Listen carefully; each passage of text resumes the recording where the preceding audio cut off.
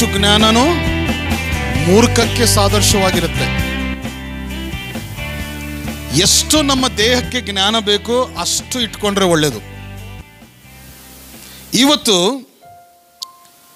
Facebook ನೀವು open ಮಾಡಿದ್ರೆ, YouTube open ಮಾಡಿದ್ರೆ, ಇನ್ಸ್ಟಾಗ್ರಾಮ್ ಓಪನ್ ಮಾಡಿದ್ರೆ ವಿಶ್ವಾಸಿಗಳು ಅಂತ ಕೆಲವೊಬ್ಬರು ಅನೇಕರು ಇದ್ದಾರೆ. ಈಗ ಅಲ್ಲಿ ನೀವು ಓಪನ್ ಮಾಡಿ ನೋಡಿದ್ರೆ ಸಾಕು ಪ್ರಿಯರೇ, ಪ್ರತಿಯೊಬ್ಬನು ಬೈಬಲ್ ಹಿಡ್ಕೊಂಡು ವಾಕ್ಯ ಹೇಳೋವನೇ ಕಾಣಿಸ್ತಾನೆ. ಫೇಸ್ಬುಕ್ಕಲ್ಲಿ ವಾಕ್ಯ ಹೇಳ್ತಾ ಇರ್ತಾನೆ, ರೂಮಲ್ಲಿ ಕೂತ್ಕೊಂಡು ವಾಕ್ಯ ಹೇಳ್ತಾ ಇರ್ತಾನೆ.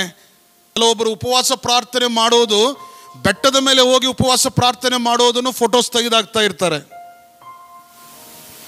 ಉಪವಾಸ ಪ್ರಾರ್ಥನೆ ಎಲ್ಲಿ ಮಾಡಬೇಕು? ಬೆಟ್ಟದ ಮೇಲೆ ನೀನು ಫೋಸ್ ಕೊಟ್ಟರೆ ಅವನು ಫೋಟೋ ತೆಗಿತಾನೆ, ಫೇಸ್ಬುಕ್ಕಲ್ಲಿ ಅಪ್ಲೋಡ್ ಮಾಡ್ತೀಯ. ನಾಚಿಕೆ ಇಲ್ಲ ನಿನಗೆ?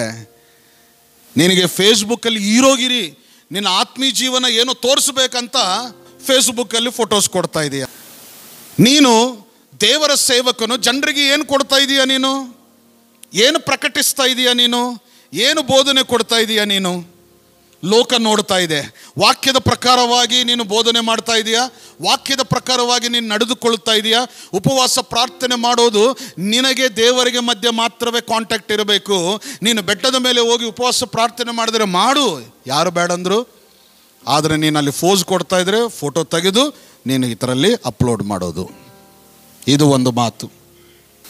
ಓದುವ ಜ್ಞಾನ ಕೊಟ್ಟರೆ ದೇವರಿಗೆ ಮಹಿಮೆ ಉಂಟಾಗಲಿ. ಆದರೆ ನಿನ್ನ ಹುಷಾರಿಗಿರಿ, ಬೈಬಲ್ ಇಟ್ಕೊಂಡು ನನಗೆ ಓದಕ್ಕೆ ಬರುತ್ತೆ, ಇನ್ನು ನನ್ನಂಥ ಜ್ಞಾನವಂತನು ಯಾರಿಲ್ಲ ಅಂತ ಇನ್ನು ಫೇಸ್ಬುಕ್ ಓಪನ್ ಮಾಡಿಕೊಂಡು, ಯೂಟ್ಯೂಬ್ ಓಪನ್ ಮಾಡಿಕೊಂಡು ದೇವರ ವಾಕ್ಯ ನಾನು ಹೇಳ್ತೀನಿ, ನಾನು ಹೀರೋ, ನಾನೇ ಪಾಸ್ಟರ್ ಅಂತ ಈ ಥರ ಹೇಳ್ಕೊಳ್ಳೋರು ತುಂಬ ಜನರಿದ್ದಾರೆ ಪ್ರಿಯರೇ. ನಾನು ಒಂದೇ ಮಾತು ನಿಮ್ಮೆಲ್ಲರಿಗೆ ಕೇಳ್ತೀನಿ, ವಾಕ್ಯದ ಪ್ರಕಾರವಾಗಿ ಮೊದಲು ನೀನು ನಡೀತಾ ಇದೆಯಾ? ವಾಕ್ಯದ ಪ್ರಕಾರವಾಗಿ ಕ್ರಮಶಿಕ್ಷಣೆಯಲ್ಲಿದೆಯಾ ನೀನು? ವಾಕ್ಯದ ಪ್ರಕಾರವಾದ ಕ್ರಮೆಯಲ್ಲಿ ಸಹವಾಸದಲ್ಲಿ ನೀನಿದೆಯಾ ನೀನು? ಯೇಸು ಕ್ರಿಸ್ತನು ಹೇಳಿರುವ ಆಜ್ಞೆಗಳ ಪ್ರಕಾರವಾಗಿ ನೀನು ಮಾಡ್ತಾ ಇದೀಯಾ ನೀನು? ಅದೆಲ್ಲ ಮಾಡಲ್ಲ ಇವನಿಗೆ ಏನು ಇಷ್ಟ ಇಲ್ಲ. ಸೇವಕರು ಏನು ಹೇಳಿದ್ರು ಅದು ಇಷ್ಟ ಇರಲ್ಲ.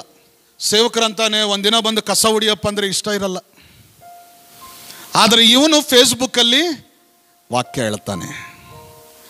ಸೇವಕರಂತಾನೆ ಸಭೆಯಲ್ಲಿ ಭಾಗಸ್ಥನಾಗಿದ್ದು ದೇವರಿಗೆ ಮಹಿಮೆ ಪಡಿಸುವ ಕಾರ್ಯಕ್ರಮಗಳಲ್ಲಿ ನೀನು ಭಾಗಸ್ಥನಾಗಿರಪ್ಪ ಅಂತಂದರೆ ಇವನಲ್ಲಿ ಬರಲ್ಲ.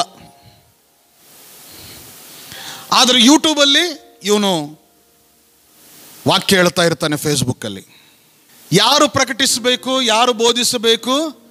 ದೇವರು ಹೇಳಿದ್ದನ್ನು ಕೇಳಿದ್ದವನು, ಅದನ್ನು ಅನುಭವಿಸಿದ್ದವನು, ಅದರದ್ದು ಜ್ಞಾನ ಇದ್ದವನು ಪ್ರಕಟಿಸಬೇಕು, ಬೋಧಿಸಬೇಕು. ನಿನಗೆ ಆ ಅನುಭವ ಇಲ್ಲ, ಆ ಸಭೆಯ ಅನುಭವ ಇಲ್ಲ, ಆ ಸೇವೆಯ ಅನುಭವ ಇಲ್ಲ. ಯೇಸು ಕ್ರಿಸ್ತನು ತನ್ನ ಶಿಷ್ಯರಿಗೆ 3.5 ವರ್ಷ ಜ್ಞಾನ ಕೊಟ್ಟಿದ್ದಾನೆ, ಅನುಭವ ತಿಳುವಳಿಕೆಯನ್ನು ಕೊಟ್ಟಿದ್ದಾನೆ.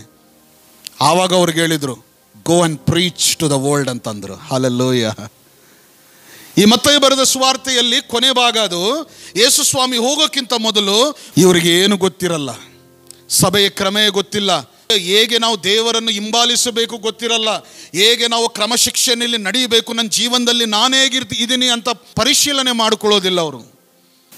ಮೊದಲ ಕೊರಿಂಥಿಯ ಬರೆದ ಪತ್ರಿಕೆ ನೋಡಿ, 12ನೇ ಅಧ್ಯಾಯ 28-29 ನೋಡಿ. ದೇವರು ತನ್ನ ಸಭೆಯಲ್ಲಿ ಮೊದಲನೇದಾಗಿ ಅಪೋಸ್ತಲರನ್ನು, ಎರಡನೇದಾಗಿ ಪ್ರವಾದಿಗಳನ್ನು, ಮೂರನೇದಾಗಿ ಉಪದೇಶಕರನ್ನು ಇಟ್ಟಿದ್ದಾನೆ. ಆಮೇಲೆ ಮಹತ್ ಕಾರ್ಯ ಮಾಡುವ ಶಕ್ತಿಯನ್ನು, ನಾನಾ ರೋಗಗಳನ್ನು ವಾಸಿ ಮಾಡುವ ವರವನ್ನು, ಪರಿಸಹಾಯ ಮಾಡುವ ಗುಣವನ್ನು, ಕಾರ್ಯಗಳನ್ನು ನಿರ್ವಹಿಸುವ ಜ್ಞಾನವನ್ನು, ವಿವಿಧ ವಾಣಿಗಳನ್ನು ಆಡುವ ವರವನ್ನು ಅವರಿಗೆ ಕೊಟ್ಟಿದ್ದಾನೆ. ಎಲ್ಲರೂ ಅಪೋಸ್ತಲರೋ, ಎಲ್ಲರೂ ಪ್ರವಾದಿಗಳೋ, ಎಲ್ಲರೂ ಉಪದೇಶಕರೋ. ಇಲ್ಲಿ ಪಾಯಿಂಟ್, ಇಲ್ಲಿ ಒಂದು ವಾಕ್ಯದ ಅರ್ಥವೇನೆಂದರೆ, ಪೌಲ್ ಅಂತ ಇದ್ದಾನೆ, ಕೇಳ್ತಾ ಇದ್ದಾನೆ, ನೋಡಪ್ಪ ಎಲ್ಲರೂ ವಾಕ್ಯನೇ ಹೇಳ್ಬೇಕಂತಂದರೆ ಕೆಲವೊಬ್ಬರಿಗೆ ದೇವರು ವರ ಕೊಟ್ಟಿರ್ತಾನೆ, ಯಾರು ಹೇಳ್ಬೇಕು ಅವರೇ ಹೇಳ್ಬೇಕು ವಾಕ್ಯ. ಈಗ ಬತ್ತು ನೀವೆಲ್ಲರೂ ಇದ್ದೀರಲ್ಲ, ಮತ್ತೆ ಹೇಗೆ ನಿಮ್ಮ ಪರಿಸ್ಥಿತಿ ಹೇಗೆ? So you all are the believers. ಈಗ ನೀವೆಲ್ಲರೂ ವಿಶ್ವಾಸಿಗಳಾಗಿದ್ದೀರಾ. ಈಗ ವಾಕ್ಯ ಹೇಳೋ ಅಧಿಕಾರ ಬರೀ ಸೇವಕರ ಅಷ್ಟೇ ಇದೆ, ನಿಮಗಿಲ್ವಾ? ಪ್ರಶ್ನೆ ಬರುತ್ತೆ.